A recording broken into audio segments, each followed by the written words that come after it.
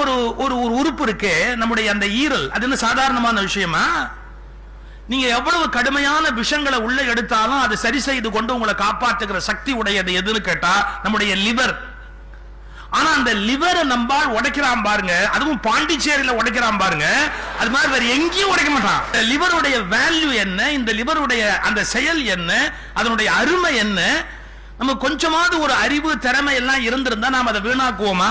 அமெரிக்காவில ஒரு factory try பண்ணி பார்த்தான். எப்படி தெரியுமா? இங்க பிரெட்டை கொடுத்தா அங்க பிரெட்டா வரத்துக்கு வழி இருக்கா அப்படின்னு அமெரிக்கால ஒரு ஃபேக்டரி ட்ரை பண்ணா.